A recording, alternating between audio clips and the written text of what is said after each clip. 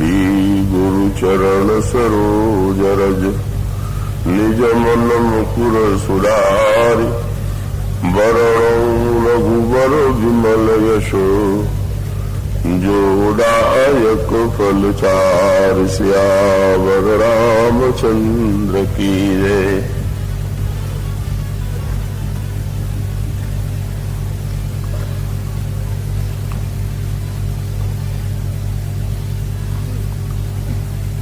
सभी बंधुओं से और विशेष रूप से माताओं से मेरी प्रार्थना है कि वे कृपा करके शांत रहें, चुप रहें और उनके साथ जो बच्चे आए हुए हैं उन्हें वे अपने पास बैठावें, जिससे उनके खेल कूद के कारण एकाग्रता में बाधा न पड़े, क्योंकि हम सब लोगों को बड़ा संक्षिप्त समय मिला है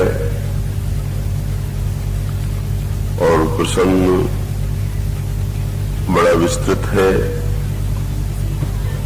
तो मैं यही चाहूंगा कि हम लोग प्रत्येक क्षण का सदुपयोग करें और ये तभी संभव है जब आप पूरी एकाग्रता और शांति के द्वारा इसमें सहयोग लें।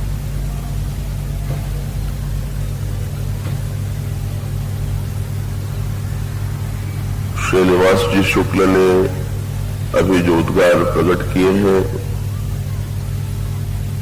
उसके संदर्भ में तो मैं अपना निवेदन कर रखूंगा, पर आपकी श्रद्धा भावना, आपकी प्रीति और उत्कंठा से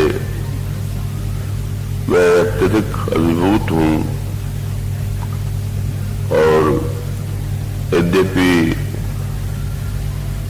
श्री नारायण जी के आमंत्रण को, श्री वल्लभ भैया के स्नेह में आग्रह को मैं कुछ बहुत दिनों से टालता आ रहा था, पर यहाँ आकर के इन्हें मुझे बड़ा आनंदित किया है,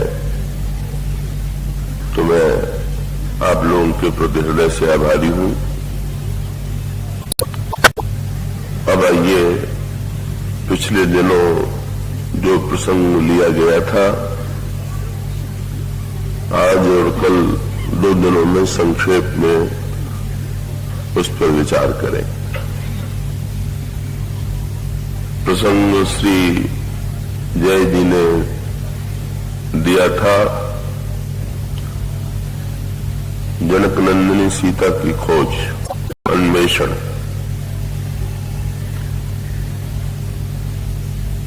तो अभी पिछले दिनों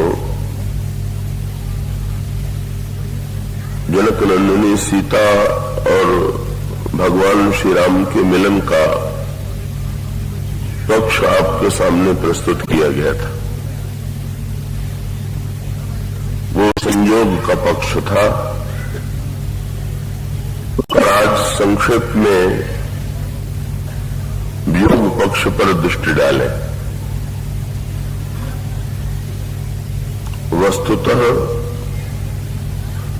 जनक नंदिनी सीता और श्री राम में न तो वियोग है और न तो संयोग है, और वियोग और संयोग न होते हुए भी श्री रामचरितमानस में उन दोनों का वर्णन किया गया। भगवान शंकर भगवान श्री राम को जनक नंदिनी के वियोग में विलाप देख करके चकित होकर के कह उठते हैं, कितना आश्चर्य है, कहूं जोग वियोग न जाके, देखा प्रगट विरह दुख ताके। और उसका अभिप्राय यह है कि संयोग और वियोग तो 2 अलग अलग व्यक्तियों में होता है, दो भिन्न भिन्न व्यक्तियों में होता है। तो जनक नंदिनी सीता और श्री राम यदि दो व्यक्ति होते तो उनमें भी संयोग और वियोग होता है, पर वस्तुतः उनका जब तात्विक वर्णन किया गया तो ये कहा गया कि ये तो वस्तुतः एक ही है। तो ये कहीं तक तो हमारे समक्ष दो रूपों में आता है। गोस्वामी जी ने जहां पर श्री रामचरितमानस के प्रारंभ में दोनों की पृथक पृथक वंदना की, जनक नंदिनी की वंदना की और श्री राम की वंदना किया,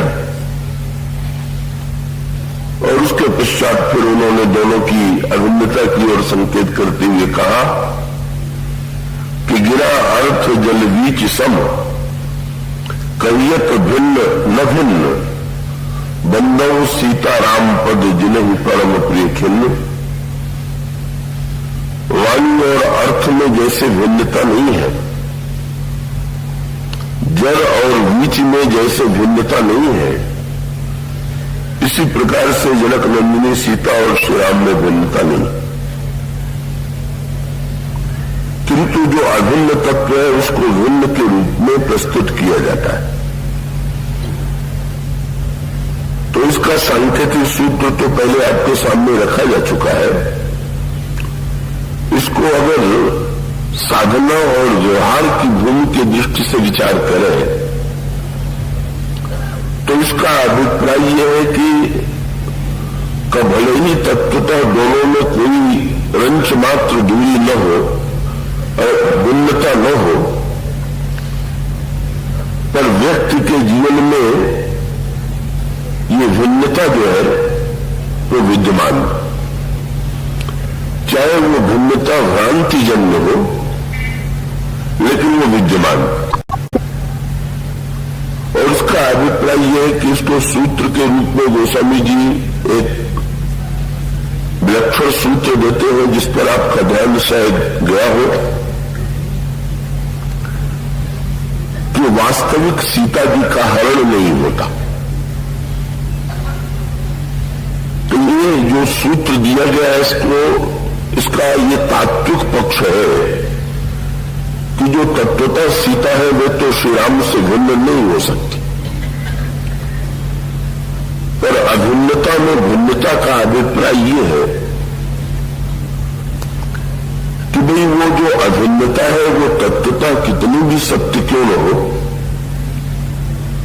पर इस अभिन्नता की अनुभूति हमारे जीवन में, आपके जीवन में, समाज के जीवन में हो रही है कि नहीं हो रही। और इसका उत्तर यही है कि भाई हमारे और आपके जीवन में इस अभिन्नता की अनुभूति नहीं हो रही। तो साधना का तत्व ये है कि इसको गोस्वामी जी ने एक सूत्र के रूप में यूं दिया कि ये वस्तुतः श्री राम और सीता के संयोग की और वियोग की लीला। तो लीला शब्द जो है उसको समझने की कुंजी। तो लीला कहने का अभिप्राय क्या? लीला का अभिप्राय है जो घटनाएं नाटक के रूप में प्रस्तुत की जाती है वो लीला। तो लीला में और इतिहास में अंतर क्या है?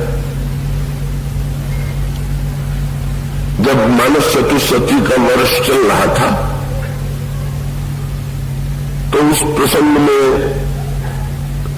गोस्वामी जी के रामायण रचना के काल का प्रसंग आया और उस प्रसंग में लोगों को महर्षि वाल्मीकि की भी स्मृति आई और लोगों ने कभी कभी मुझसे पूछा कि कहा जाता है कि महर्षि वाल्मीकि ने भगवान राम के अवतार के पहले रामायण की रचना कर दी थी। तो गोस्वामी जी ने तो संवत 1631 में रामायण की रचना की, पर गोस्वामी जी तो अपने को रचयिता नहीं मानते, वो तो अपने को अनुवादक मानते हैं। इसके मूल रचयिता तो भगवान शंकर है। तो भगवान शंकर ने इस रामायण की रचना कब की, उसका क्या काल? महर्षि वाल्मीकि की तरह उन्होंने श्री राम के पहले रामायण का निर्माण किया। उन्होंने श्री राम का चरित्र घटित होने के बाद तब रामायण का निर्माण किया। तो भाई दोनों पक्ष हैं। एक पक्ष को प्रतीत होता है कि महर्षि वाल्मीकि ने या जिसने भी रचना की होगी, जब घटनाएं हो जाएंगी, जब घटनाएं घटित होंगी तभी तो वो वर्णन करेगा। जो श्रद्धालु है वो मान के चलते हैं कि ये तो त्रिकालज्ञ है, और वो त्रिकालज्ञ होने के नाते अवतार के पहले भी इन घटनाओं से परिचित हो जाते हैं। लेकिन मैं उसको एक दूसरे संकेत के रूप में प्रस्तुत करता हूं, और ये है कि भाई ये दोनों बातें ठीक हो सकती। चाहे आप ये मान लीजिए कि महर्षि वाल्मीकि ने और भगवान शंकर ने श्री राम का अवतार होने के बाद तब रामायण की रचना की, और चाहे आप ये स्वीकार कर लीजिए कि नहीं, श्री राम का अवतार होने से पहले ही महर्षि वाल्मीकि ने भी रामायण की रचना की, और रामचरितमानस की जो मूल रचना है वो भी भगवान राम के अवतार से पहले की। तो ये तो बड़ी विचित्र बात लगेगी सुनने में, पर उसे मैं एक वाक्य के द्वारा मैं आपके सामने स्पष्ट कर दूं कि अगर आप रामचरितमानस को इतिहास की दृष्टि से देखते हैं तो इतिहास तो पहले संसार में होता है और बाद में लिखा जाता है। अगर रामचरितमानस और वाल्मीकि रामायण इतिहास है तो पहले घटनाएं हुई होंगी और बाद में इतिहास लेखकों ने लिखा होगा। तो अगर वाल्मीकि रामायण और रामचरितमानस ये लीला है, नाटक है, तो नाटक का बिल्कुल उल्टा नियम। इतिहास का नियम है पहले होता है और बाद में लिखा जाता है, और नाटक का नियम है पहले लिखा जाता है और बाद में खेला जाता है। तो इसका अभिप्राय क्या हुआ कि भक्तों ने जो लीला भगवान को खेलने के लिए दे दी, महर्षि वाल्मीकि या भगवान शंकर ने विश्व के रंगमंच पर अवतरित होकर के वही लीलाएं भगवान श्री राम ने प्रस्तुत कर दी। इसमें नाट्य का जो सूत्र है, लीला का जो सूत्र है, अगर आप लीला की दृष्टि से विचार करते हैं तो इसका अभिप्राय यह है कि इस लीला की विलक्षणता यह है कि लीला में जो अभिनेता होता है वो स्वतंत्र नहीं होता। कहो तो जो लीला का लेखक है, नाट्य का लिखने वाला है, वो जो कुछ चाहता है उसी को रंगमंच पर प्रस्तुत करता। तो इसलिए गोस्वामी जी ने बड़े इस सूत्र को रामायण में बार बार दोहराया गया है। भगवान शंकर बार बार पार्वती जी से कहते हैं कि गिरजा सुनो राम की लीला, ये श्री राम की लीला, और श्री राम की लीला है तो इसमें एक प्रश्न का भी समाधान आता कि भाई ईश्वर को लेकर के बड़ा विवाद है। भिन्न भिन्न धर्मों में भिन्न भिन्न आचार्यों के द्वारा ईश्वर के अलग अलग रूपों का वर्णन किया जाता है। ऐसी स्थिति में कभी कभी व्यक्ति के मन में भ्रम उत्पन्न होता है कि हम किसे ईश्वर माने, और ईश्वर भी माने तो इन ईश्वरों में भी बड़ा ईश्वर कौन है, भगवान कौन है। तो इसको लेकर के बड़ा विवाद। गोस्वामी जी ने इसका बड़ा सुंदर उत्तर दिया, और उन्होंने उत्तर ये दिया कि भाई एक ही व्यक्ति के विषय में बड़ा विवाद हुआ। कि एक व्यक्ति कह रहा था कि ये अर्जुन, दूसरा व्यक्ति कह रहा था कि ये भीम, तीसरा व्यक्ति कह रहा था कि ये लक्ष्मण, चौथा व्यक्ति कह रहा था कि ये भरत, और प्रत्येक व्यक्ति ने दावे से ये कहा कि जो मैं कह रहा हूं वही है। मैंने अपनी आंखों से उनको देखा है कि ये यही। तो सब प्रत्येक व्यक्ति, प्रत्येक आचार्य दावा कर रहा है कि मैंने अपनी आंखों से देखा श्री राम है ईश्वर, श्री कृष्ण है ईश्वर, विष्णु है ईश्वर, शिव है ईश्वर, दुर्गा है ईश्वर। तो इनमें से किस आचार्य की बात सही? एक व्यक्ति के विषय में विवाद हो गया कि भाई ये कौन है, भीम है कि अर्जुन है, का लक्ष्मण है कि भरत है। अंत में निर्णय किया गया कि उसी से चल के पूछ ले कि आप इन चारों में से कौन। और जब उससे पूछा गया तो उसने कह दिया कि भाई मैं तो अभिनेता हूं, जिस नाटक में जो पाठ दिया जाता है मैं तो वही कर देता हूं। तो ईश्वर बहुत बढ़िया अभिनेता है। बस गोस्वामी जी ने इसे उत्तर दे दिया। भक्तों से वो कहता है भैया अपने रंगमंच पर हमें जैसे उतारना चाहो उतार दो। गोस्वामी जी का सूत्र ये, जथा अनेकन वेश धरि नृत्य करई नट कोय। और विचित्रता क्या कि जब जो अभिनय करता है उसको पूरी तरह से साकार कर देता है, पर विचित्रता ये है कि अभिनय को साकार भी कर देता है और उससे वो अलग भी रहता है। जथा अनेकन वेश धरि नृत्य करई नट कोय, सोई सोई भाव दिखावई लेकिन आप न होई न सो। बिल्वमंगल जी ने देखा धनुष बाण लिए हुए, भगवान से बोले आप सुंदर तो लग रहे हैं लेकिन धनुष बाण के स्थान पर बंशी होती तो कितना अच्छा था। सो धनुष बाण हट गया, हाथ में बंशी आ गई और गोस्वामी जी वृंदावन गए और भगवान कृष्ण के हाथ में बंशी देख करके कहने लगे वैसे तो आप बड़े सुंदर हैं लेकिन बंशी के स्थान पर धनुष बाण होता तो कितना अच्छा था। बस उन्होंने तुरंत बंसी को एक और रखा, धनुष बाण ले लिया। वे तो कहते भैया तुम हमें जिस वेश में देखना चाहो, हम तो अभिनेता है, तुम्हारे भक्तों की भावना की वशीभूत है। तुम धनुष बाण के रूप में धनुष बाणधारी देखना चाहो, मैं धनुष बाणधारी हूं। तुम वंशीधारी देखना चाहो, मैं वंशीधारी हूं। तुम दुर्गा के रूप में देखना चाहो, मैं दुर्गा बन जाऊं। तुम शिव के रूप में देखना चाहो, मैं शिव बन जाऊं। यही उस अभिनेता की विलक्षणता है। इसीलिए रामायण में मीठा विनोद किया गया। श्री राम जब कौशल्या अम्बा के सामने प्रकट हो गए तो मां घबरा गई, ये ईश्वर मेरे गर्भ में कैसे आया होगा। तो भगवान श्री राम ने कहा कि जो कुछ मैंने किया है मेरी स्वतंत्र कोई चेष्टा नहीं। कई कथा सुनाई, शत्रुपा जी ही कौशल्या थी तो वो भूल गई थी घटनाओं को। तो भगवान राम ने कह दिया कि जिस तरह से आपने पुत्र के रूप में मुझे चाहा था तो मैं पुत्र बन गया, पर आपने मुझसे कह दिया था कि मेरा ये विवेक बना रहे कि मैं जानती रहूं कि तुम ईश्वर हो। तो आप वरदान की रक्षा करने के लिए मैं आपके सामने दिव्य रूप में आ गया, नहीं तो मैं बालक रूप में आता। कई कथा सुहाई, मां तो बुझाई। जब सुना चुके तो मां को लगा कि हाँ ये तो मेरी इच्छा के अनुकूल ही हुआ। पर आगे बहुत बढ़िया बात, बहुत मीठी बात आती है। कब भगवान श्री राघवेंद्र ने तुरंत हाथ जोड़ करके कहा कि मां तुमने विवेक मांगा था वो तो मैंने दे दिया, अब आगे क्या करना है ये भी तो तुम्ही को बताना है ना, मुझे तो पता नहीं कि मुझे क्या करना।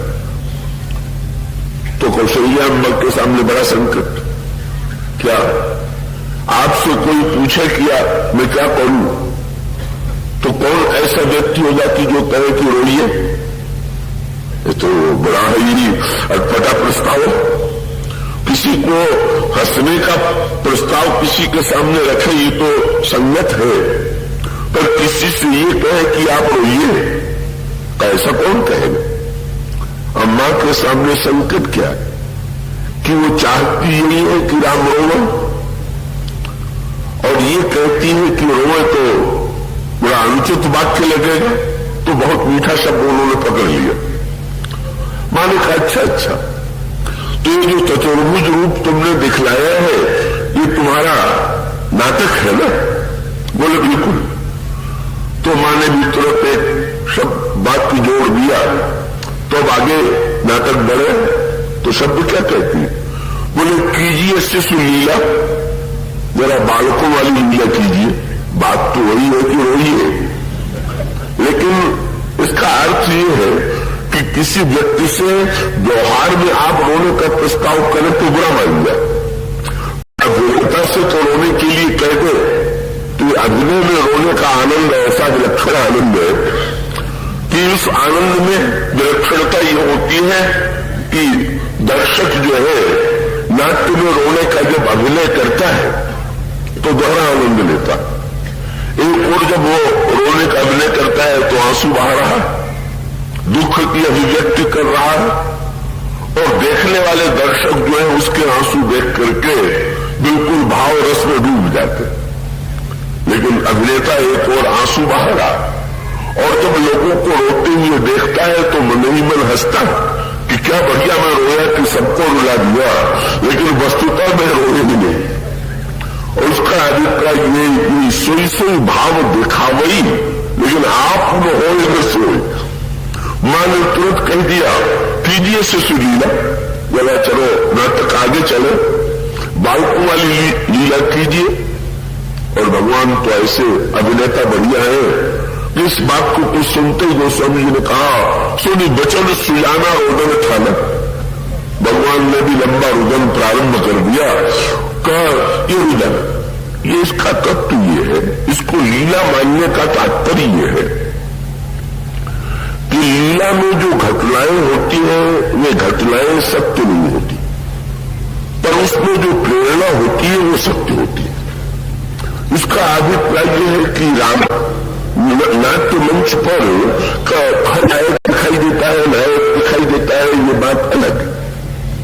लेकिन उस घटना के द्वारा दर्शक के मन में जिस भाव की सृष्टि की जाती है उस भाव का ही सबसे अधिक महत्व है।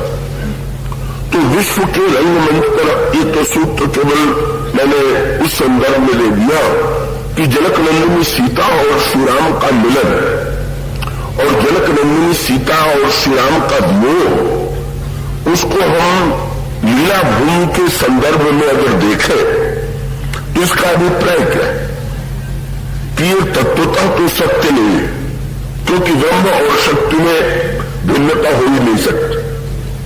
वो तत्वतः दोनों दो अलग अलग व्यक्ति नहीं है, इसलिए अलगाव नहीं। पर व्यक्ति के जीवन का जो सत्य है वो यही है कि हमारे अंतःकरण में उसी सूत्र को आप पकड़ लें कि क्या हमारे अंतःकरण में सीता और राम का विवाह हो गया है क्या? तो इसका उत्तर ये है कि हमारे अंतःकरण में भगवान राम और सीता का विवाह तभी संभव होगा जैसा कि रामचरितमानस के लीला नाट्य में प्रस्तुत किया गया।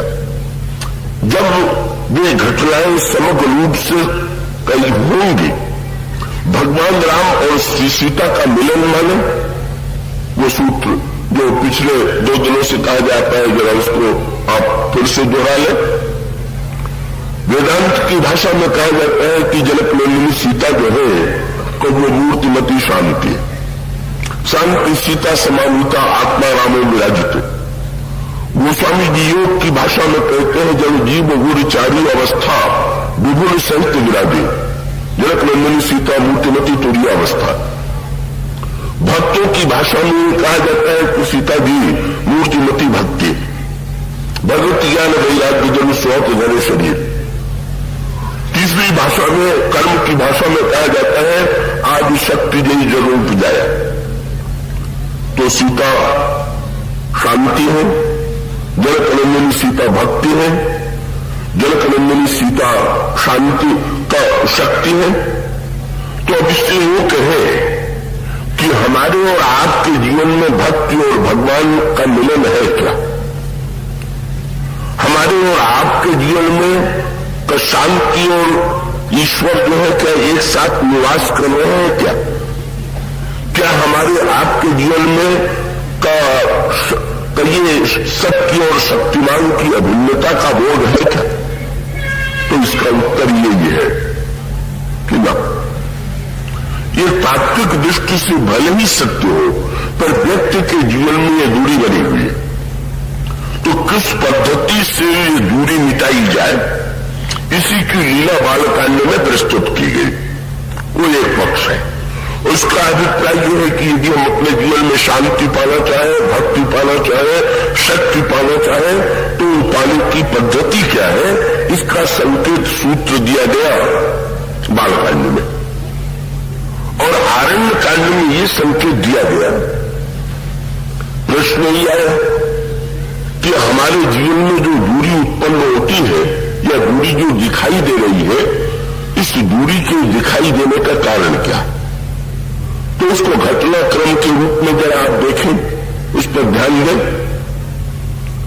घटनाक्रम के रूप में आप ये पढ़ते हैं कि भगवान श्री राघवेंद्र और जनकनंदिनी सीता चित्रकूट में जब तक रहे, तब तक आनंद का दिव्य राज्य और रस का साम्राज्य छाया रहा।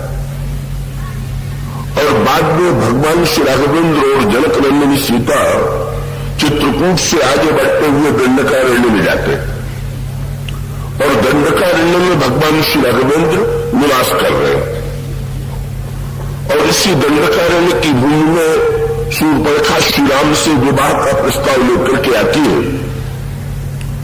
और ये शूर्पणखा जो है, मैं आशा करूंगा कि आज के प्रसंग को और भी आप गंभीरता से सुनेंगे तो एकाग्रता से सुन करके आप उसको हृदयंगम कर सकेंगे। कई जो दंडकारण्य की भूमि है, ये बड़ी विलक्षण भूमि, बड़ी अटपटी भूमि, क्योंकि दंडकारण्य और लंका के दंडकारण्य और चित्रकूट, ये दोनों पर्वत, दोनों वन, पर गोस्वामी जी की प्रतीकात्मक भाषा में चित्रकूट और दंडकारण्य में अंतर। देखिए, चित्रकूट में महर्षि वाल्मीकि है, महर्षि अत्रि है और अनसुईया, पर दंडकारण्य में खरदूषण है, त्रिशिरा है और शूर्पणखा।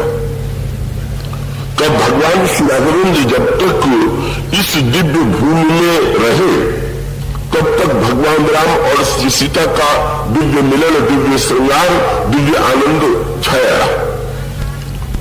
पर लोक कल्याण के लिए और दुर्गुण दुर्विचारों का विनाश करके राम राज्य की स्थापना के लिए कब भगवान श्री राघवेंद्र जो है चित्रकूट की रसमयी भूमि को छोड़ करके दंडकारण्य में आते।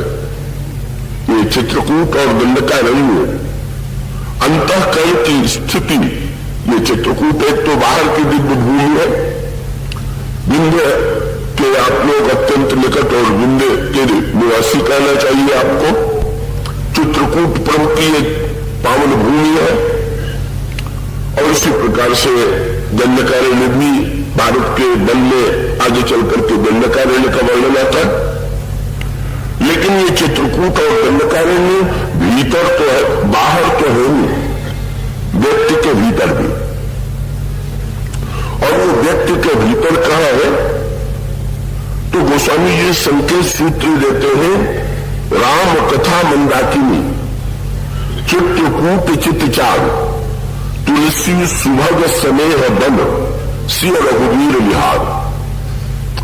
ये जो चित्रकूट में मंदाकिनी जी बह रही है, का अगर अपने अंतःकरण को हम चित्रकूट बनाना चाहे तो इस अंतःकरण के चित्रकूट में पहले राम कथा की मंदाकिनी हो और चित्त पूरी तरह से पर्वत के समान अचल हो जाए, चित्त की चंचलता समाप्त होकर के चित्त अचल हो जाए, राम की कथा की मंदाकिनी बह रही हो और प्रेम का बल यदि अंतःकरण में लग जाए तो गोस्वामी जी कहते हैं कि इसी में भगवान राम और श्री सीता का विहार होगा। और इसका अर्थ, इसका तात्पर्य है कि हम ये चाहते यदि हो कि हमारे जीवन में भक्ति और भगवान की दिव्य लीला, रसमयी लीला हो, तो हमें अपने अंतःकरण में कथा रस, भगवान के प्रति प्रेम और चित्त की चंचलता को मिटाने की चेष्टा करना चाहिए। ये चित्रकूट का आंतरिक रूप। और दूसरी ओर ये दंडकारण्य क्या? ये दंडकारण्य की भूमि बड़ी विचित्र भूमि है, बड़ी अटपटी भूमि है। इसी दंडकारण्य की भूमि में भगवान राम और जनकनंदिनी सीता का वियोग हुआ, और इसी दंडकारण्य की भूमि में भगवान शंकर और उनकी महानतम दिव्य शक्ति सती का वियोग हुआ। कहीं पर भगवान शंकर सती के परित्याग का संकल्प लेते हैं, जिस भूमि में संकल्प लेते हैं कि वो भूमि भी दंडकारण्य की भूमि है। तो ये सती जी का भगवान शंकर से वियोग और दूरी, और भगवान राम से सीता जी का वियोग का जिस वन में होता है, ये वन कौन सा है और इस वन में कौन सी घटनाएं होती हैं जिनसे अब उस सूत्र को आप जरा ध्यान में रख करके धारण करेंगे। सती जी और भगवान शंकर कौन है? सती दक्ष की पुत्री है, उनको आध्यात्मिक भाषा में हम कहें तो ये मूर्तिमती जिज्ञासा, और शंकर जी मूर्तिमान विश्वास। कहीं भी सती जो है अगले जन्म में पार्वती बनी, उसका अभिप्राय पहले जिज्ञासा अंतःकरण में आती है, और यही जिज्ञासा बाद में बदल करके श्रद्धा का रूप जब हृदय में धारण करती है, तब राम कथा का भगवान शंकर और पार्वती के संवाद में राम कथा का इस प्रकार से प्राकट्य होता है। तो एक प्रक्रिया हुआ है कि जिस प्रक्रिया में का भगवान शंकर और सती दूर हुए, जिज्ञासा और विश्वास एक दूसरे से दूर हो गए, उन्हें दूर नहीं होना चाहिए। इसका अभिप्राय को अगर जानने की इच्छा के साथ साथ मनुष्य में विश्वास की प्रवृत्ति न हो, तब कौन सी प्रवृत्ति हो जाए? कभी गोस्वामी जी सांकेतिक भाषा में ये कहते हैं कि सती जो है तब भगवान राम को विलाप करते देख करके संशयग्रस्त हो गई। तो गोस्वामी जी इसको ये कहते हैं कि वस्तुतः ये जो बल है, दंडकारण्य का बल जो है, ये संदेह का बल है। रामचरितमानस में जो प्रतीक चुने गए उसमें कहा गया है संशय विपुल अनल सुर रंजन, संशय ही जंगल है। तो या तो चित्रकूट का बल जो है वो प्रेम का बल है, और दंडकारण्य का बल जो है वो संशय का बल। तो प्रेम के बल में मिलन होता है और संशय के बल में वियोग होता है। इसका अभिप्राय यह है कि अगर हमारे आपके जीवन में प्रेम का उदय होगा तो भक्ति और भगवान का मिलन होगा, शांति और ईश्वर का मिलन होगा, शक्ति और शक्तिमान का मिलन होगा। और अगर हमारे और आपके अंतःकरण में संशय का उदय होगा तो संशय का उदय होने पर उसका स्वाभाविक परिणाम यही होगा कि संशय के समाधान के लिए वहां सांकेतिक भाषा प्रस्तुत की गई। दंडकारण्य में जाना चाहिए कि नहीं जाना चाहिए? मन में संशय होना चाहिए कि नहीं होना चाहिए? तो इसका उत्तर यह है कि संशय के बाद यदि संशय के फल स्वरूप हमारे और आपके जीवन में विश्वास की उत्पत्ति हो तो ऐसा संशय कल्याणकारी। लेकिन अगर वो संशय मनुष्य के मन की जिज्ञासा उसके मन को के विश्वास को बढ़ावे, तब तो जिज्ञासा बड़ी सुंदर। पर अगर जिज्ञासा में संशय बढ़ते ही जाए तो संशय बड़ा घातक। तो संशय मिटाने का सबसे बढ़िया उपाय क्या? कि भगवान शंकर सती जी को लेकर के दंडकारण्य में कथा सुनने के लिए गए। ये सूत्र है। उसका अभिप्राय है कथा का जो मुख्य उद्देश्य है वो क्या है कि मनुष्य के मन में जो प्रश्न है, मन में जो जिज्ञासाएं हैं, उन प्रश्न और उन जिज्ञासाओं का समाधान व्यक्ति को मिले। इसलिए भगवान शंकर कैलाश पर्वत का परित्याग करके दंडकारण्य में कथा सुनने जाते हैं, ये सांकेतिक भाषा। शंकर जी कैलाश पर्वत पर रहते हैं जो बहुत ऊपर है, दंडकारण्य नीचे है, पर कथा सुनने के लिए भगवान शंकर कहां गए? दंडकारण्य में, ऊपर से नीचे उतर कर।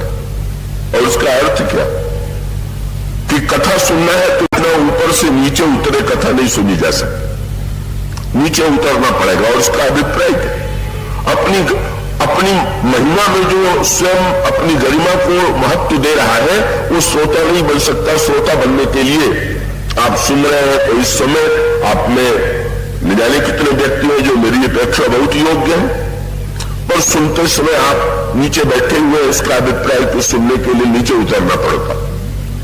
सती जी ने भगवान शंकर से पूछ दिया कथा सुनाने वाले कौन? तो शंकर जी ने मुस्कुरा करके कहा कथा सुनने जा रहे हैं कुंभज ऋषि। कुंभज का अर्थ भी आप जानते होंगे। कुंभज माने कुंभ कहते हैं घड़े को, घड़े का बेटा। पार्वती सती जी मुंह ताकने लगी क्योंकि शंकर जी कौन है? चरित्र सिंधु गिरिजा रमण, शंकर जी साक्षात समुद्र है।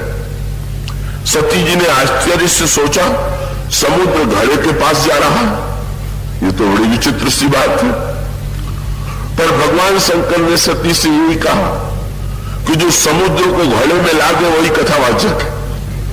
और उसका अभिप्राय यह है कि ब्रह्म तो असीम है, पर उस असीम तत्व को कभी प्यास जो मिटेगी वो असीमता से नहीं मिटेगी, वो तो सीमा से ही मिटेगी। प्यास देखिए, आपको अगर ये पता चल जाए कि इस कुएं में इतना जल है, उसका पूरी मात्रा कोई गणित से बता दे तो प्यास थोड़ी मिटेगी। प्यास के लिए तो आपको असीम जल को, आपको जब प्यास लगती है तो आप कुएं में क्या करते हैं?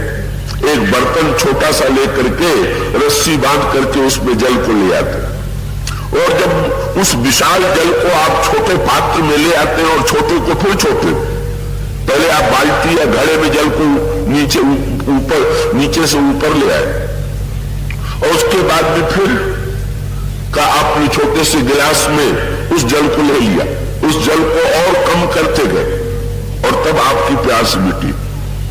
इसका अभिप्राय यह है कि वक्ता का कर्तव्य है कि वो असीम तत्व को ऐसा बना दे कि धीरे धीरे श्रोता उसे हृदयंगम करता हुआ उसके जीवन की जो प्यास है वो प्यास मिटे।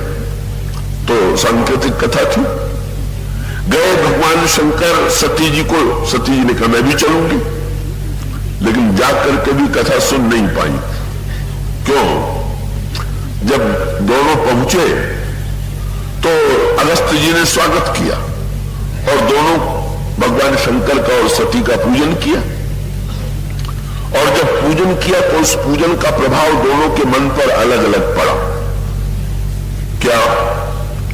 शंकर जी ने तो सोचा कि कितने अगस्त्य जी महान कथावाचक है कि वक्ता बहुधा वाणी से उपदेश देता है, पर ये इतने निर्भिमानी है कि पूजा श्रोता की कर रहे हैं।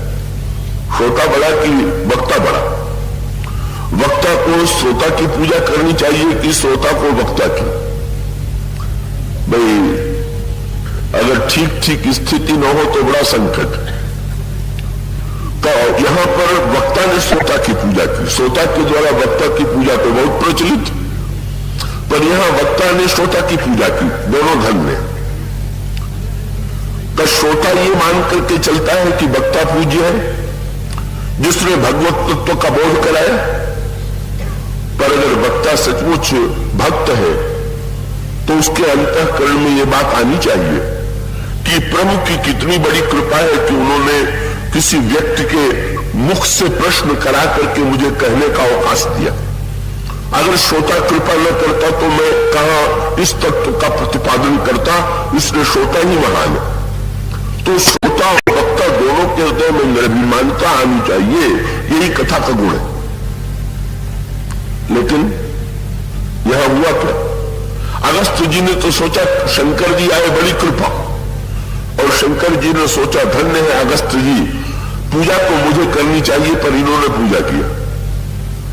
लेकिन इस पूजा का जो प्रभाव था वो दक्ष पुत्री पर बढ़िया नहीं पड़ा। ये तो दक्ष की बेटी थी, तुरंत पति वाला संस्कार, बड़ी समस्या है। कई लोगों के सामने वो समस्या रहती है जो सती जी के सामने। क्या? दक्ष की बेटी और शंकर की पत्नी, चतुर की बेटी और विश्वास की पत्नी, तो कभी विश्वास का कभी चतुराई का। इस समय चतुराई का संस्कार, और तुरंत मन में ये बात आ गई कि जो मेरा स्वयं पूजन कर रहा है अगर मुझसे कम बुद्धिमान है तभी तो कर रहे हैं, और जब मुझसे कम बुद्धि वाले हैं तो मुझे क्या सुना देंगे, मैं इनकी कथा नहीं सुनूंगी। परिणाम क्या हुआ? कथा श्रवण नहीं किया। तो उसका अभिप्राय क्या कि संशय की भूमि में यदि व्यक्ति कथा श्रवण कर ले तो कथा के द्वारा संशय मिट जाए। लेकिन सती ने कथा का तिरस्कार किया और इसलिए आगे चल करके संशयग्रस्त बनी। ये सती के प्रसंग की भूमिका। और इधर जरा इस तरफ दृष्टि डालिए, वर्णन आता है कि शूर्पणखा पहले श्री राम को पाने का प्रयत्न करती है और उसके प्रयत्न में क्या कमी है इसकी चर्चा कल आपके सामने की जा चुकी है। शूर्पणखा पहले खरदूषण त्रिशुरा को प्रेरित करती है श्री राम के विरुद्ध युद्ध करने के लिए, तब इनका पूरी तरह विनाश हो जाता है। सारे राक्षस मारे जाते हैं। भगवान राम और श्री सीता विजेता के रूप में आनंद से दंडकारण्य की भूमि में बैठे हुए, पर शूर्पणखा इतने मात्र से हार नहीं मान लेती। कब शूर्पणखा जाती है और वो रावण को प्रेरित करती है। शूर्पणखा मूर्तिमती काम वासना की वृत्ति है और रावण मूर्तिमान मोह है, और दोनों ने, रावण ने शूर्पणखा के पति को मार करके शूर्पणखा को पूरी स्वतंत्रता दे दी है कि तुम अपने आचरण में स्वतंत्र हो। तो इसका अभिप्राय यह है कि शूर्पणखा के पति की मृत्यु का अर्थ क्या हुआ, इसको आध्यात्मिक अर्थ में आप समझिए। इसका अभिप्राय यह है कि पति पत्नी के नाते में पति के होते हुए पत्नी को पति का अनुगमन करना पड़ता, पर वासना जो है वो किसी के अनुगमन पर, किसी के पीछे चलने पर विश्वास नहीं करती। तो इसलिए उसको स्वतंत्रता तब मिलती है शूर्पणखा को। शूर्पणखा को तो दुख होना चाहिए था कि रावण ने मेरे पति को मार दिया, कितना अनर्थ किया।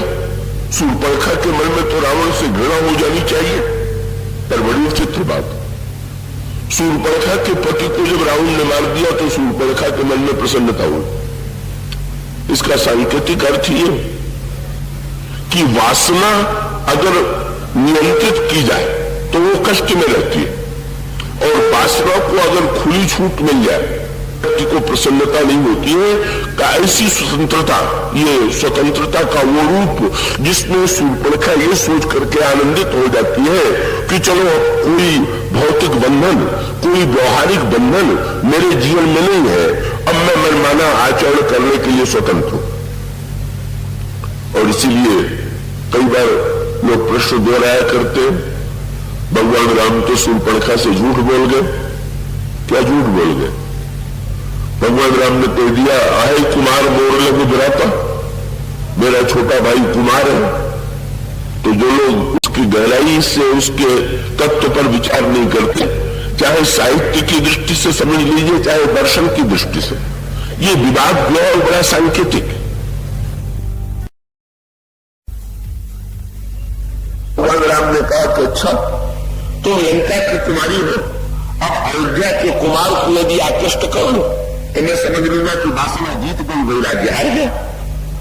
अभी तो वासना और वैराग्य का संघर्ष है, और वैराग्य को अगर तुम बिगा नहीं सकती हो तो इसका अभिप्राय यह है कि वासना सब लोगों को पराभूत करने में समर्थ नहीं। शूर्पणखा चली गई लक्ष्मण जी के पास, तो लक्ष्मण जी ने बहुत बढ़िया उत्तर दिया, क्या? सुंदरी सुर में उनकर दासक, सुंदरी में तो उनका सेवक। शूर्पणखा को बड़ा आश्चर्य है। क्या लक्ष्मण जी अगर ये कहते कि सुंदरी में विवाहित हूं इसलिए विवाह नहीं करूंगा तो समझ में आता? शूर्पणखा से कहते हैं कि सुंदरी मैं तो उनका दास हूं और पराधीन हूं, नहीं तो सुपास। शूर्पणखा पूछ सकती है कि तुम ये क्यों कह रहे हो कि मैं दास हूं पराधीन। मुझे लक्ष्मण जी का कहना यह है कि मैं जानता हूं कि तुम्हें पति की आवश्यकता नहीं, तुम्हें दास की आवश्यकता। जो उच्छृंखल होता है का उसके अंतःकरण में पति की अपेक्षा नहीं, तुम्हें तो दास चाहिए। और मैं दूसरे का, जो ईश्वर का दास हो चुका है वो वासना का दास कैसे बनेगा। जो ईश्वर का दास एक बार हो चुका वो वासना का गुलाम नहीं बन सकता, वासना का दास नहीं बन सकता। और इस तरह से लक्ष्मण जी वासना को देख करके भी उनका जो कुमारत्व है वो सचमुच उनके अंतःकरण की वृत्ति बिल्कुल अचल रहती है और कहीं से वो स्खलित और विचलित नहीं होती। इतना ही नहीं, भगवान राम के संकेत पर वे उसका विरूपीकरण करके उसकी जो वास्तविकता है वो प्रकट कर देते हैं। पर क्या ये वासना इतनी सरलता से हार मानने वाली है? नहीं नहीं, वासना की जो शक्तियां हैं उसके पीछे अनुगमन करने वाली जो वृत्तियां हैं, जो दुर्गुण हैं, जो दुर्विचार है, अभी वो जीवित। और शूर्पणखा पहले 14,000 भाइयों को प्रेरित करती है। समय होता तो मैं सब बातें कर पाता, लेकिन मुझे तो कल तक में कुछ बातें आपके सामने रखने की चेष्टा करनी है।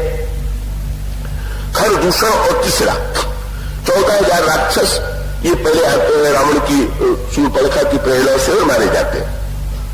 और मारे जाने के पश्चात जब ये 14,000 आक्रमण करने आते हैं तो भगवान श्री राघवेंद्र लक्ष्मण से कहते हैं खरदूषण और तीसरा सेना लेकर के युद्ध कर रहे हैं।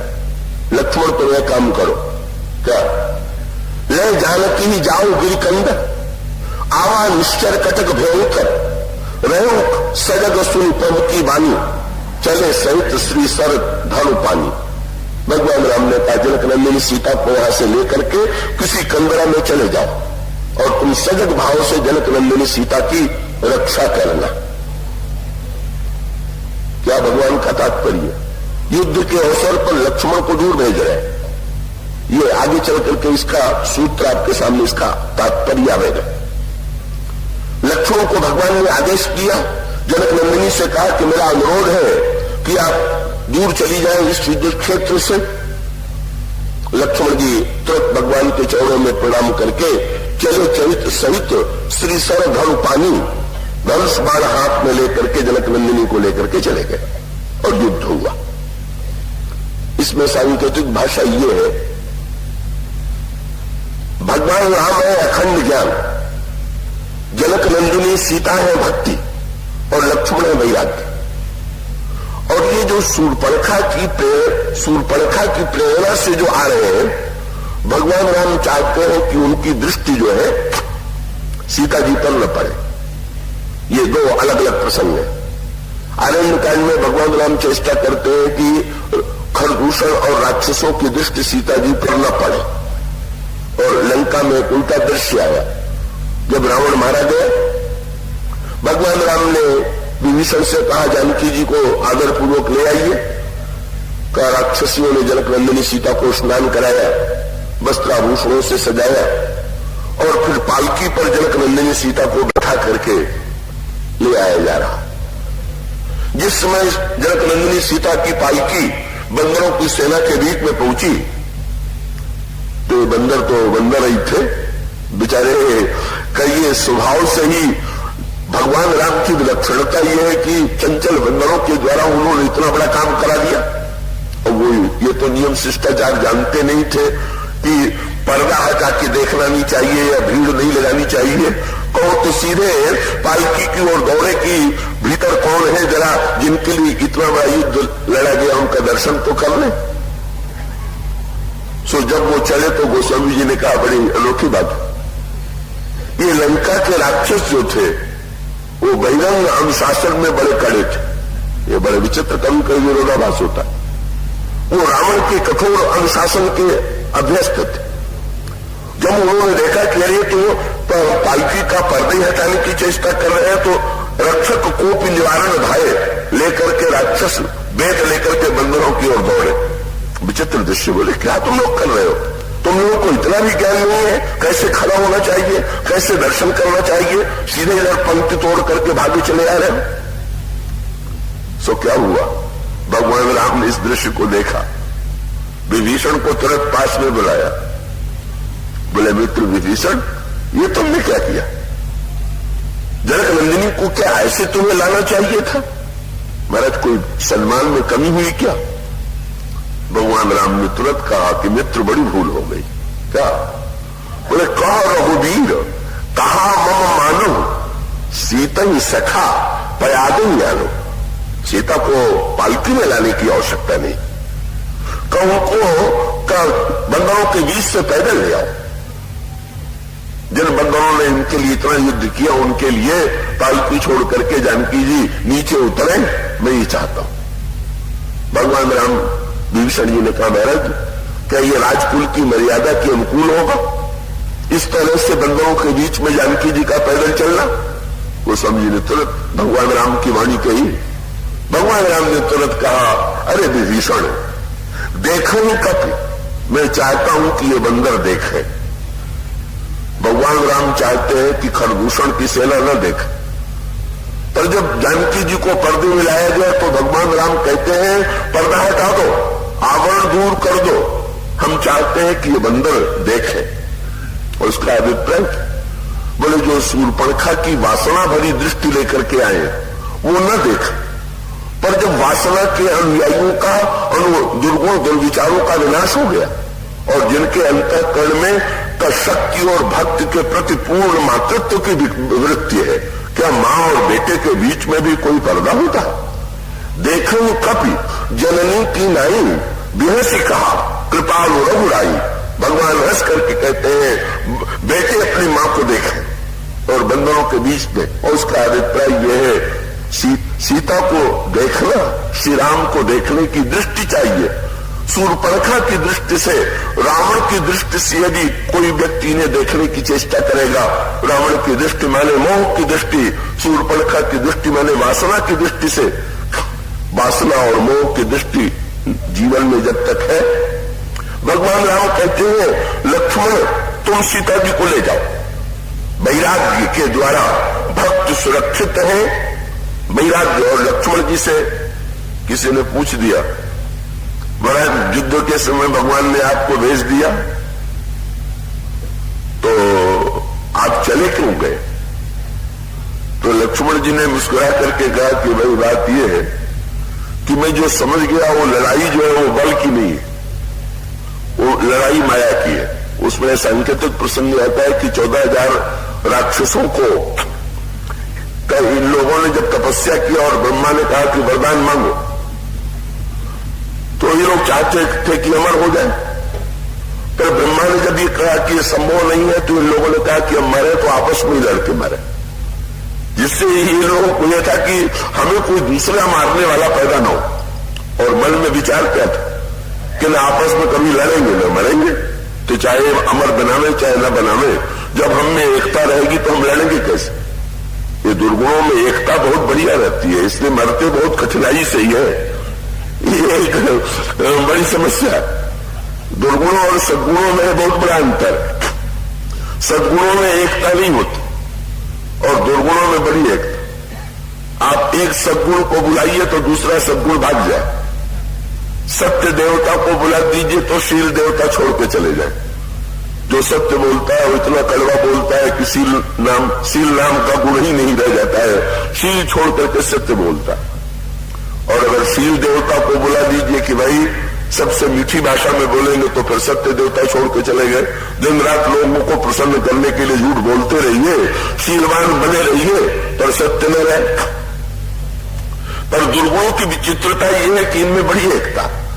तो वो तो नारद जी ने जिस समय का सांकेतिक भाषा आती है, नारद ने काम को हरा दिया, क्रोध को हरा दिया, लोभ को हरा दिया। स्वर्ग का लोभ नहीं, काम के ऊपर क्रोध नहीं, अप्सराओं के सौंदर्य के प्रति आकर्षण नहीं। काम आकर के नारद के चरणों में गिर गया, लेकिन बड़ा अनर्थ हो गया। क्या जाते जाते एक ऐसी बात वो कह गया गोस्वामी जी ने इसके लिए बड़ा मनोवैज्ञानिक एक सूत्र दिया। भगवान राम ने लक्ष्मण से कहा कि लक्ष्मण, साधक वो नहीं है कि जो बढ़िया सत्कर्मों की खेती करता, अपितु साधक वो है कि जो अपने खेती को घास से बचाता। तो अपने किसानी की भाषा से आप भली भांति परिचित होंगे। किसान खेत तैयार करता है, किसान बीज डालता है, बढ़िया खेत, बढ़िया बीज डाला गया और पानी बरसेगा तो खेत में बीज निकल आवेगा। लेकिन बड़ी विचित्र बात, खेत में आपने बोया बीज, किसान ने बोया बीज, पर बीज के साथ साथ बगल में एक वस्तु और निकल आवेगी और वह है घास। धान की आपने खेती किया तो बगल में हरा हरा चारा भी, हरी घास भी उगाई। अब बड़ा चक्कर है, किसान अगर ये सोच के प्रसन्न हो कि बढ़िया हरियाली है तो गया खेत, उसको तो निर्णय करना है कि कौन धान वाली हरियाली है और कौन घास वाली हरियाली है। तो फिर वो खेत को निराता है। कृषि निरावण, भगवान राम कहते हैं इसी प्रकार से साधक जो है कौन है, बोले कृषि निरावण चतुर किसान और जिमि बुध तजल मोह मद माना। तो साधक को चाहिए कि वो जरा घास को निराता रहे। घास को निराना माने, देखिए ये जो हमारा आपका अंतःकरण है यही है खेत, और ये जो सत्कर्म और सद्विचार है यही है बीज। जैसे बाहर खेती की जाती है इसी प्रकार से भले लोग भीतर खेती करते हैं। लेकिन खेती जब होगी तो खेती तब बढ़ेगी जब पानी बरसेगा। पर पानी के साथ संकट ये है कि पानी बरसेगा तो धान भी हरा होगा और घास भी निकलेगी।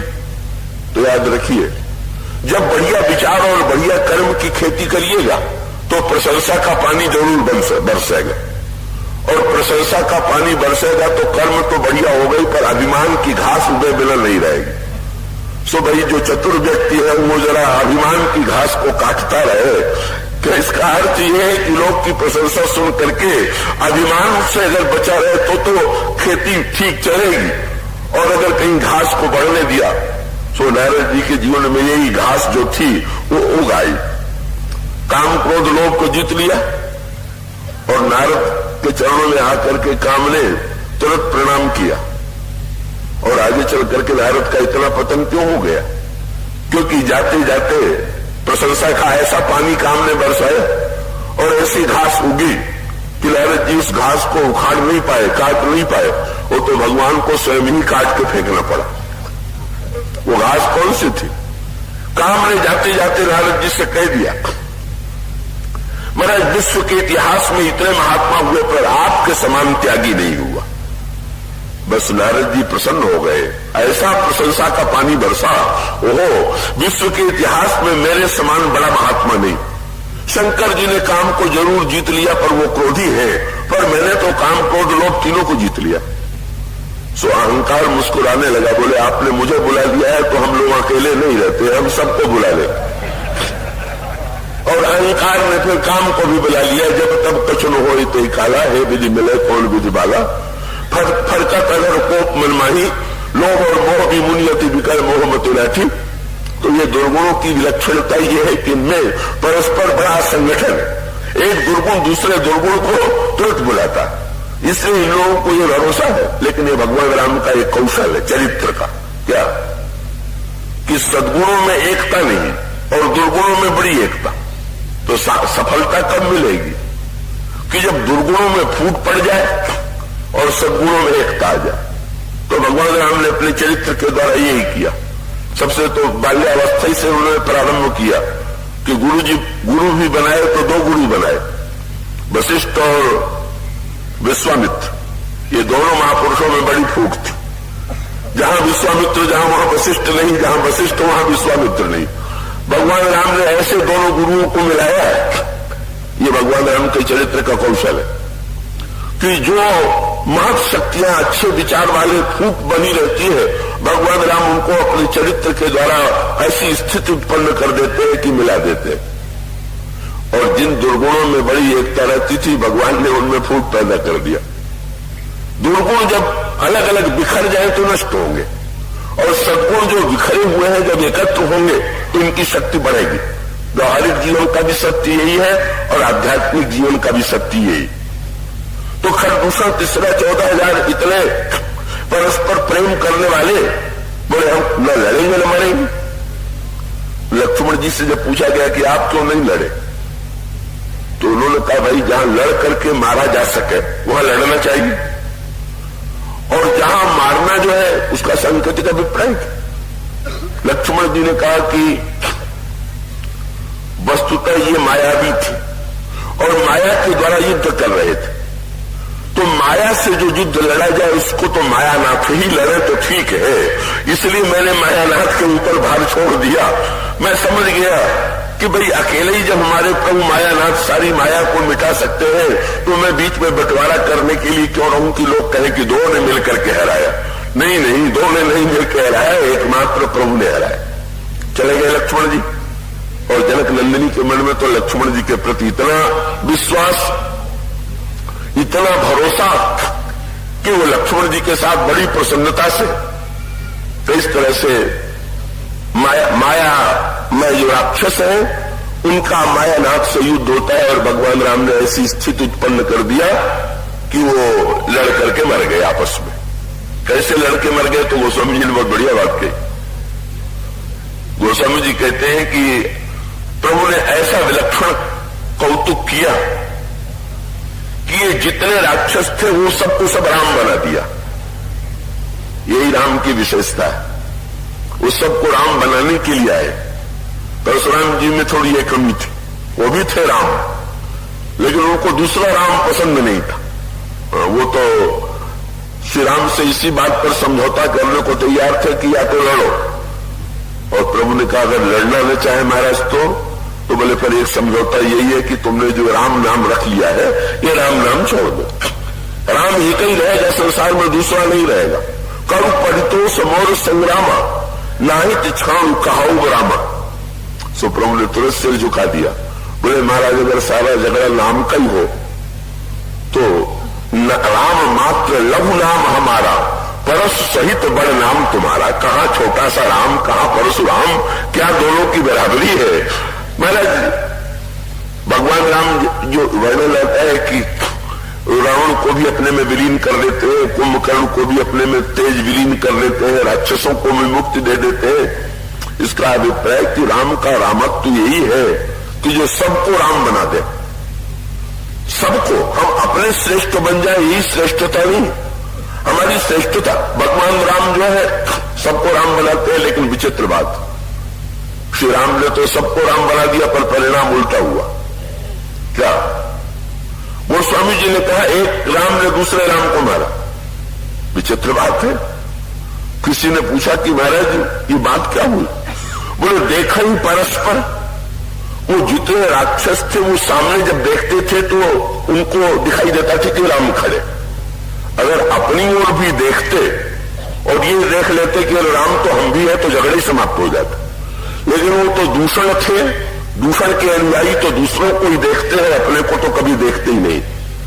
इसलिए जो दूषण का अनुयायी है भगवान जानते थे कि ये ईश्वर को भी विरोधी मान करके इसको मिटाने के लिए चेष्टा करेंगे और इसी में मरेंगे, इनका विनाश इसी में होगा। और इस प्रकार से इन दुर्गुण दुर्विचारों का विनाश हो गया। और विनाश हो जाने के पश्चात जनकनंदिनी सीता को लेकर के लक्ष्मण जी आए। सीता जी ने जब श्री राम को विजेता के रूप में देखा, अब गोस्वामी जी ने कहा सीता चितो श्याम मृदु गाता परम प्रेम लोचन में घाता, आनंद में डूब गई। लेकिन ये जो वासना है, वासना की जो शक्तियां है, इतने से ही समाप्त नहीं हो गई। लगा कि विजय हो गई, लेकिन ये शूर्पणखा अंत में मोह को उत्तेजित करती है, रावण को उत्तेजित करती है। और जब रावण उत्तेजित, रावण के मन में वासना का संचार करती है। कहा तो राम के सामने शूर्पणखा ने यह कहा था कि मेरे समान कोई सुंदरी नहीं, तो रावण से जाकर के कहा कि सीता के समान कोई सुंदरी नहीं। वहां बिल्कुल नहीं कहा कि मैं सबसे बड़ी सुंदरी। उसका उद्देश्य है कि रावण के मन में एक बार वासना का संचार कर दे। रावण जनकनंदिनी सीता को पाने के लिए प्रयत्न करता है। और सचमुच यहां पर योजना नाटक की योजना बन गई। लक्ष्मण जी वन में कंदमूल फल लेने गए थे। भगवान राम जनक नंदिनी सीता से कहने लगे, आगे वाला जो नाटक होने वाला है वो तो बड़ा कठिन नाटक है और उसमें आपको बड़ा कष्ट उठाना है, लेकिन लोक कल्याण के लिए और जीवन के दूसरे पक्ष को प्रकट करने के लिए। जीवन का दूसरा पक्ष मैंने बोले, जीवन का एक पक्ष हुआ है जो चित्रकूट, अयोध्या और मिथिला में प्रकट हुआ, पर जीवन इतना ही तो नहीं है। जीवन का दूसरा पक्ष हुआ है जो लंका में घटित होता है, जो दंडकारण्य में घटित होता है, और हमें और तुम्हें मिलकर के जीवन के इस दूसरे पक्ष को प्रकट करना है। क्या बोले, अब संयोग की लीला मिट करके वियोग की लीला प्रारंभ होने जा रही। कृपा करके आप शांत रहें और जिन देवियों को जाना है वो बिना शब्द किए चली जाए। मैं नहीं चाहूंगा कि देवियों के कार्य की आलोचना मुझे करनी पड़े, वे शांत भाव से सुने और जो जाना चाहे वो चुपचाप चली जाए। तो ये जो रावण की यहां पर शूर्पणखा के द्वारा जो प्रेरित रावण है, ये जनक नंदिनी सीता के हरण का संकल्प करता है और भगवान राम सीता जी से कहते हैं, अब जरा जीवन का दूसरा पक्ष आप प्रकट कर दीजिए। क्या कि कौन सी वो दुर्वृत्तियां हमारे और समाज के जीवन में आती हैं जब हमारे जीवन में अशांति उत्पन्न होती, शांति दूर चली जाती है, भक्ति दूर चली जाती है, शक्ति दूर चली जाती है। इसको भी तो लोग समझ लें और समझ लेने के पश्चात फिर लोगों को ये बताना है कि फिर से अगर समाज में शक्ति का अभाव हो जाए, भक्ति का अभाव हो जाए, शांति का अभाव हो जाए, तो कैसे उन्हें खोजना होगा, कैसे उन्हें पाना होगा। ये लीला हुई और तब संकेत ही आता है, कथा के रूप में आप उसको जानते हैं। रावण सोने का मृग, मादीश को सोने का मृग बना करके लेकर के आता है और सोने का मृग लेकर के भगवान राम जो जनक नंदिनी सीता के सामने भेज देता है मृग को। यह तो नाटक में पहले से बन चुका है। सीता जी से भगवान राम ने कहा है कि सोने के मृग को देख करके आप कहिएगा कि यह मृग बड़ा सुंदर है। जनक नंदिनी उदास हो गई, बोले प्रभु आपको देखने के बाद मैं किसको कहूं कि सुंदर लग रहा है। प्रभु ने कहा बिना ये कहे तो वियोग की लीला बनेगी नहीं। वियोग के नाटक में तो ये कहना ही पड़ेगा। जब मेरी सुंदरता छोड़ करके अन्यत्र कहीं आकर्षण होगा तभी तो दूरी उत्पन्न होगी। दूरी तो उत्पन्न होती कैसे है, मन की दूरी तो कभी उत्पन्न होगी। और यहां पर तीन बातें, इसका तीन सूत्र है। जनक नंदिनी सीता और श्री राम का वियोग क्यों हुआ? जनक नंदिनी सीता ने मृग को देखा, भगवान राम से कहा कि ये मृग बड़ा सुंदर है, आप इसकी छाल ले आइए। भगवान श्री राघवेंद्र उठे, कमर में फेंटा कस लिया, धनुष बाण लेकर के मृग के पीछे दौड़े। मृग दूर भागा जा रहा है, भगवान राम पीछे पीछे जाते हैं। अंत में मृग दूर एकांत में जाकर के जब भगवान राम के बाण का प्रहार होता है तो लक्ष्मण का नाम लेकर के पुकारता। वो स्वर जो है जनक नंदिनी के कान में जाता है और जनक नंदिनी आश्चर्य से देखती है, लक्ष्मण सुन करके भी ये चुप क्यों बैठे हुए। वे लक्ष्मण से कहती है तुम्हें नहीं स्वर सुनाई दे रहा है? लक्ष्मण जी मुस्कुराते। जनक नंदिनी सीता ने कहा तुम्हें ऐसे अवसर पर चुप बैठना चाहिए। जाओ जाओ, तुम्हारे भाई पर बहुत बड़ा संकट आ गया है, तुम संकट में उनकी सहायता करो। लक्ष्मण जोर जोर से हंसने लगे और लक्ष्मण जी का हंसना देख करके जनक नंदिनी सीता को महानतम क्रोध आ गया। पर ये शब्द मैं बार बार दोहरा दूं कि नाटक में ये भूल न जाइएगा, ये न समझ लीजिएगा कि सीता जी के में कोई कमी आ गई। जो इस पक्ष को जीवन का प्रस्तुत करना है उसके लिए क्रोध आता है और जो न कहने योग्य शब्द है वो भी उन्होंने लक्ष्मण के लिए कह डाले। लक्ष्मण जी चले जाते हैं, जाते जाते एक रेखा खींच जाते हैं और प्रार्थना करते हैं कि आप इस रेखा को न लांघिएगा रावण आता है, जनकनंदिनी सीता रेखा को लांघती है और रेखा को लांघने के पश्चात फिर रावण अपना रूप प्रकट कर देता है, जनकनंदिनी सीता का हरण कर लेता है और जनकनंदिनी सीता को ले आकर के लंका में बंदिनी बनाता है। यही जीवन का सत्य है। हमारे आपके जीवन में उस वाटिका और जनकपुर का सत्य भले ही न घट रहा हो, पर हमारे आपके जीवन में दंडकारण्य और लंका का सत्य जो है वो तो दिखाई दे रहा। और वो क्या है भाई, ज्ञानी से पूछा गया सीता जी का भगवान राम से वियोग क्यों हुआ? ज्ञानी ने कहा मृग था माया का, माया के पीछे ब्रह्म को भगा दिया, सत्य को असत्य के पीछे लगा दिया गया कि जब कोई व्यक्ति असत्य को पकड़ने के लिए दौड़ेगा तो हमारे जीवन की शांति जो है वो जीवन से दूर चली जाएगी। इसलिए सबसे बड़ी समस्या ये है कि कहीं हम असत्य को पाने के लिए तो दौड़ नहीं रहे। कर्मयोगी से पूछा गया सीता जी को श्री राम से दूर क्यों होना पड़ा? कर्मयोगी ने कहा मृग सोने का है, अगर ये सोने का लोभ न उत्पन्न होता तो जीवन में भगवान से दूर न होती। उन्होंने कहा सबसे बड़ी समस्या, ज्ञानी कहता है सबसे बड़ी समस्या भ्रम है, कर्मयोगी कहता है सबसे बड़ी समस्या प्रलोभन है। और भक्त से पूछा गया कि सीता जी का भगवान राम से क्यों वियोग हुआ? भक्त ने कहा भाई भ्रम आ गया था तो भी कोई बात नहीं, लोभ आ गया था तो भी कोई बात नहीं, पर भ्रम और लोभ आने के बाद एक बात नहीं आनी चाहिए थी। क्या? जब जनकनंदिनी सीता ने लक्ष्मण से ये कहा कि जाओ तुम्हारे भाई के ऊपर संकट है, तो लक्ष्मण जी जोर जोर से हंसने क्यों लगे? लक्ष्मण जी के हंसने का तात्पर्य यह था कि मां आज मैं जो दृश्य देख रहा हूं जीवन में कभी देखने को नहीं मिला। क्या? बोले आज तक मैंने प्रभु के पीछे तो लोगों को दौड़ते देखा था, पर प्रभु को किसी के पीछे दौड़ता नहीं देखा था। आपको मैंने कभी प्रभु से कुछ मांगते नहीं देखा था, प्रभु को आप देने वाली है, निरंतर सुखी करने वाली है, यही देखा था। आपने मांगा और वो पीछे दौड़े, पर अब सबसे बड़ा आश्चर्य अब देख रहा हूं। अभी तक तो मैंने यही सुना था, यही समझा था कि जब जीव पर संकट आवे तो भगवान को पुकारे, पर अब साक्षात भगवान की शक्ति ये कह रही है कि भगवान संकट में पड़े हुए हैं और जीव जाके बचाओ। तो जब ईश्वर संकट में पड़ गया और जीव बचावे तो फिर भगवान ही बचावे। जब आपको क्या भगवान के बल के प्रति संशय उत्पन्न हो गया? क्या अगर ईश्वर के प्रति संशय उत्पन्न हुआ? ज्ञानी कहता है सबसे बड़ी समस्या भ्रम है, कर्मयोगी कहता है सबसे बड़ी समस्या प्रलोभन, पर भक्त कहता है सबसे बड़ी समस्या जो है संशय है।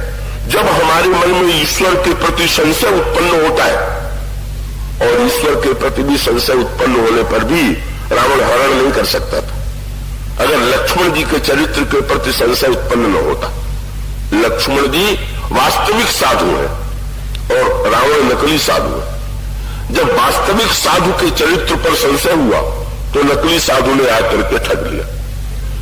इन दोनों साधुओं में एक वेश वाला साधु था, एक हृदय वाला साधु था। कष्ट सीता जी को इस समय वास्तविक साधु पर अविश्वास हो गया और उसका अभिप्राय है कि एक बार ईश्वर के प्रति संशय उत्पन्न होने के बाद भी संत के प्रति विश्वास बना रहे तो संत पुनः विश्वास लौटा देता है। और इसका सूत्र जीवन में यह हुआ कि जब जीवन में संशय आवेगा, जब जीवन में लोभ आवेगा, जब जीवन में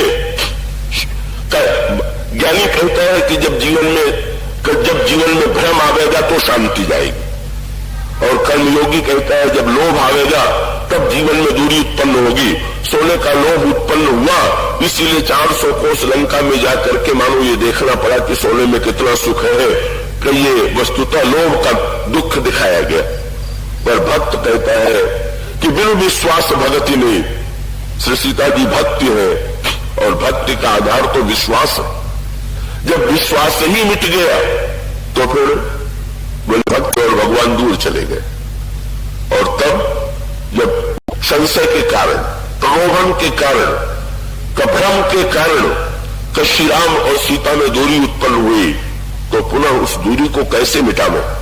इसका अर्थ यह है, अगर हमारे जीवन में संशय है, हमारे जीवन में अगर भ्रम है, हमारे जीवन में यदि प्रलोभन है, अगर हमारे जीवन में वृत्ति है, तो हमारे जीवन से सीता जी दूर चली गई हैं, लंका में वो बंदनी है, लंका में वो दुख पा रहे। लेकिन पा रही है दुख तो उन्हें छुड़ाना है, फिर से उन्हें पाना है, और तब फिर से भगवान श्री राम जनक नंदिनी सीता की खोज में चल पड़ते हैं। और जब चल पड़ते हैं तो किसके पास जाते हैं? शबरी जी के पास जाकर के पूछते हैं सीता जी कैसे मिलेंगी। इसके तात्विक अर्थ पर आपने विचार किया कि सीता जी को शबरी जी ने कभी देखा ही नहीं था। जिन्होंने कभी भगवान राम शबरी जी को नहीं, सीता जी को नहीं देखा, भगवान राम उन्हीं से पूछते हैं सीता खो गई है, कैसे मिलेंगी? जनक सुता कर सुधि भामिनी, जानो कौ करिवर गामिनी। भगवान शबरी जी के पास क्यों गए? भगवान लीला में हम लोगों को सिखा रहे हैं कि अगर सीता जी खो गई हो तो शबरी की खोज कीजिए, शबरी से मिलिए। शबरी की विशेषता क्या है? शबरी की विशेषता यह है कि ये मूर्तिमान नवधा भक्ति की स्वरूप है। साधना मूलक नवधा भक्ति जो है, भगवान कहते हैं नवमह जिनके एक हुई, नारी पुरुष सचराचर कोई, सोई अतिशय प्रिय भामी मोरे, सकल प्रकार भक्ति दृढ़ तोरे। शबरी जी में नवधा भक्ति विद्यमान। भगवान शबरी जी से क्यों पूछ रहे? भगवान ने कहा जब भक्ति खो गई तो नवधा भक्ति की कृपा से ही तो भक्ति फिर मिलेंगी। इसलिए आप ही कृपा करके बताइए कि सीता जी को पाने का उपाय क्या है और उसका अभिप्राय क्या? किसी भक्त के पास, भावुक हृदय के पास, जिसके अंतःकरण में भक्त रस ओतप्रोत हो रहा है, उससे जाके पूछिए शांति कैसे मिलेगी, भक्ति कैसे मिलेंगी, शक्ति कैसे मिलेगी। और तब वो शबरी ने लजाते लजाते संकोच से कहा महाराज क्या बतावे, अब मुझे आपको उपदेश देने का कोई अधिकार है, लेकिन अब आप पूछ रहे हैं तो मैं यही कहूंगी, पंपा सरही जाऊ रघुराई, तब होई सुग्रीव मिताई। पंपा सर पर जाइए, वहां सुग्रीव से आपकी मित्रता होगी, और सुग्रीव से मित्रता होने के बाद फिर शबरी जी ने संकेत कर दिया कि इस मित्रता का अंतिम परिणाम हुआ जनक नंदिनी सीता का पता लगेगा, और उसके पश्चात आप आक्रमण करेंगे, जिसने हरण किया है उसका वध करेंगे, और पुनः जनक नंदिनी सीता और आपका मिलन होगा। और भगवान राम सचमुच चल पड़े सुग्रीव से मित्रता करने के लिए। तो लक्ष्मण जी को कभी आश्चर्य हुआ, और वो आश्चर्य लक्ष्मण जी को तो प्रेम के कारण हुआ, पर बाली को भ्रम के कारण हुआ। तो बाली ने के ऊपर जब भगवान राम ने बाण का प्रहार किया, तो बाली ने भगवान राम पर आक्षेप करते हुए कहा कि अगर तुम्हें राजनीति आती होती तो तुम मुझसे मित्रता करते कि सुग्रीव से मित्रता करते? क्यों? व्यंग करते हुए बाली ने कहा तुम जानते हो सुग्रीव का स्वभाव, सुग्रीव का आचरण, तो रामायण में अगर कोई सबसे भगोड़ा पात्र है तो सुग्रीव, ऐसा भगोड़ा पात्र कोई दूसरा नहीं मिलेगा। और कोई सबसे योद्धा पात्र है तो बाली, इसमें कोई संदेह नहीं। तो बाली ने कहा कि मैंने तो रावण को जीत लिया है, तो अगर मुझसे तुम मित्रता करते तो मैं रावण को या तो हरा करके या रावण मेरे डर के मारे सीता जी को लौटा देता। तो राजनीति तो ये थी कि तुम मुझसे मित्रता करते, पर तुम्हें मित्रता करने के लिए भी मिला तो वो सुग्रीव मिला जो अपनी पत्नी को नहीं बचा पाया, कि जो अपनी पत्नी को नहीं बचा पाया वो तुम्हारी पत्नी को मिला देगा। यही तुम्हारा राजनीतिक ज्ञान है? तो बाली का तर्क वैसे ठीक लगता है। सुग्रीव ने भी, लक्ष्मण जी ने भी एक बार प्रभु को उलाहना दिया। लक्ष्मण जी ने कहा बात यह है कि जब भगवान राम सुग्रीव के मित्र बने और सुग्रीव की आत्मकथा सुनी, तो लक्ष्मण जी हैरान हो गए कि इस पूरी आत्मकथा जो है वो पलायनवाद का सबसे उत्कृष्ट दृष्टांत जो हो सकता है, भौरेपन। जितनी कथा, बोले महाराज मायावी बाली के पीछे लड़ने के लिए बाली गया तो मैं भी चला गया, लेकिन गया तो पर गुफा के दरवाजे पर खड़ा रहा, भीतर में नहीं घुसा। जब पीछे आने का लाभ क्या है, अगर दरवाजे पर ही खड़ा रहना है। और उसके पश्चात बोले प्रतीक्षा करता रहा, और जब रक्त की धारा निकली तो रक्त की धारा निकलने के पश्चात लक्ष्मण जी को विश्वास था कि सुग्रीव ने गुफा में घुस गए होंगे और राक्षसों से लड़े होंगे। भगवान ने कहा कि आपने क्या किया? बोले महाराज मैंने तो सीधे सीधे सोच लिया कि बाली हते से वही मारी ही आई, जिसने बाली को मार डाला वो तो मार ही डालेगा मुझे। सो एक ही हमारे पास उपाय, बोले सिला गई तो चलो ऊपर आई। मैं तुरंत पर्वत खंड रख करके भाग खड़ा हुआ, और फिर बाली आया तो उसने सिंहासन पर बैठे देखा, उसने हल ली ने सर्वस अरुणारी, मेरी पत्नी को भी छीन लिया, मेरा राज्य भी छीन लिया। तुमने क्या किया? बोले महाराज अपने पास तो एक ही कला, ताकि भय रघुवीर कृपाला सकल भुवन में फिरो बिहारा। मैं वहां से भी भाग खड़ा हुआ, और इनके भागने की योजना तो इतनी लंबी थी कि जब भगवान राम को भी आते देखा तो यही कहा कि कहीं बाली ने मारने के लिए तो भेजा नहीं, जरा जाकर पता तो लगाइए ये कौन है, ब्राह्मण का वेश बनाइए और जाकर के पता लगाइए, और वहीं से संकेत कर दीजिएगा। पूछ दिया कि अगर ये बाली के भेजे हुए हो तो आप क्या करेंगे? बोले पठे बाली हो मैला तो भागो तुरंत तेजेंगे ऐसा है, मैं यहां से भी भाग जाऊंगा। तो ऐसा लगता है कि भाई एक भगोड़े व्यक्ति, ये भगवान राम के चरित्र का दोनों दार्शनिक दृष्टि से भी इसका अर्थ है और दूसरी दृष्टि से भी, दार्शनिक दृष्टि से इसका तात्पर्य बहुत गंभीर है, पर चरित्र की दृष्टि से वीरों के संग्रह के द्वारा, बड़े लोगों के संग्रह के द्वारा सफलता प्राप्त करने के स्थान पर जिसको समाज में सबसे कायर समझ लिया था, भगवान राम ने उसी को अपना मित्र बना करके अंत में सचमुच लंका का युद्ध जीत लिया। सुग्रीव को भी बलवान बना दिया, उनकी कायरता दूर करके उनकी जिनके जीवन में सदुपयोग किया। तो भगवान श्री राघवेंद्र के चरित्र में का ये मनुष्य को पहचान करके, व्यक्ति को पहचान करके उसके गुणों के उपयोग की कला भगवान राम के चरित्र में दिखाई देती। और लक्ष्मण जी ने उलाहना दिया, बोले महाराज आपने क्या सोच करके सुग्रीव से मित्रता किया? तो भगवान राम ने मुस्कुरा करके कहा, लक्ष्मण मैंने अपने मन से मित्रता थोड़ी किया। तब बोले तुम्हें याद होगा कि जब मैंने भक्तिमती सबरी जी से पूछा कि सीता जी कैसे मिलेंगी, तो वो तो कह सकती थी कि बाली से मित्रता कीजिए मुझसे मिलेंगी, पर उन्होंने कहा कि यही कहा कि सुग्रीव से मित्रता कीजिए तो मिलेंगी। और दूसरी बात तुम लक्ष्मण भूल गए, सुग्रीव ने बताया कि सीता जी का हरण करके रावण ले जा रहा था तो मैंने देखा, और सीता जी ने मुझे देख करके ऊपर से कुछ वस्त्र और आभूषण डाल दिए। तो भगवान श्री राम ने कहा कि लक्ष्मण का जनक नंदिनी सीता लंका रहने से लंका तक गई, पर किसी को देख करके उन्होंने आभूषणों का चिन्ह नहीं दिया, चिन्ह भी दिया तो सुग्रीव को दिया। तो शबरी और सीता दोनों ने जिसको प्रमाण पत्र दे दिया, मैं कैसे अस्वीकार करूं? मुझे तो स्वीकार करना ही पड़ेगा कि भाई ऊपर से देखने में कमजोर होगा, लेकिन दोनों ने इस योग्य समझा होगा। और मैं तो ये सुग्रीव की सूझबूझ मानता हूं कि उन्होंने सोच लिया कि लड़ करके मर जाने से क्या होगा, पहले श्री राम को सूचना दे और सूचना देने के बाद सेना संगठित करे, फिर आक्रमण करे, फिर सीता जी को छुड़ा के लावे। तो ये तो बड़े दूरदर्शी जान पड़ते हैं। क्या इसका सांकेतिक तत्व तो दूसरा है। अब सांकेतिक सूत्र में ये दे दूं कि बाली भी सद्गुण संपन्न है और सुग्रीव भी। बाली जो है उनके लिए कहा जाता है कि इंद्र के अंश से जन्म हुआ, और सुग्रीव के लिए कहा जाता है कि सूर्य के अंश से जन्म हुआ। एक ज्ञान का प्रतीक है और दूसरा पुण्य का प्रतीक है, पर दोनों के चरित्र में एक अंतर है। सुग्रीव के चरित्र में अभिमान रंच मात्र नहीं है, अपने कमियों का भान है, और बाली के चरित्र में अभिमान की पराकाष्ठा है। और इसका सांकेतिक अभिप्राय यह है कि कोई कितना भी बड़ा पुण्यवान और धार्मिक क्यों हो, पर अगर वो बाली के समान अभिमानी है तो उसे भक्ति रूपा सीता, शांति रूपा सीता कभी नहीं मिलेंगी।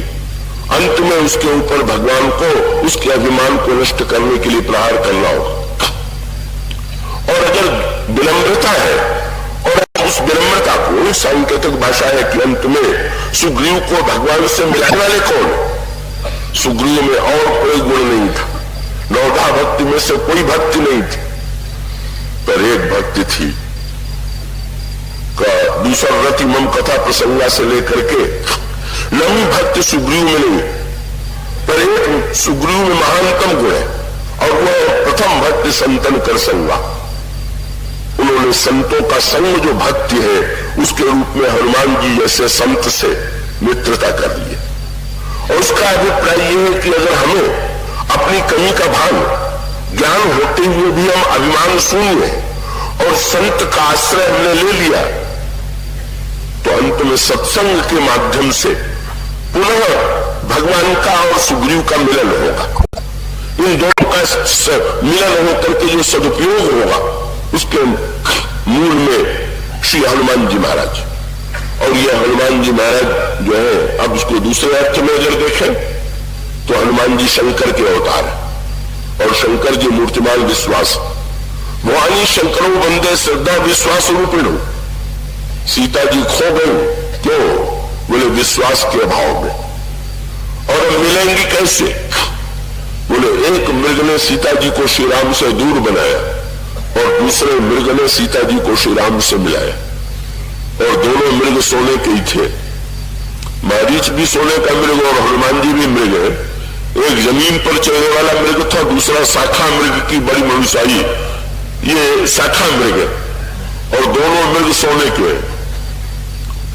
और एक मृग जो है वो सीता जी और श्री राम को दूर करता है, और दूसरा मृग जो है कि भगवान राम ने हनुमान जी से कहा कि मैंने सोच लिया कि तुम्हारे मन में स्वर्ण मृग का बड़ा लोभ था, पर वो तो नकली मृग निकला, इसलिए मैंने असली मृग भेज दिया जिसको पा करके आपको सच्चे आनंद और संतोष की अनुभूति हो।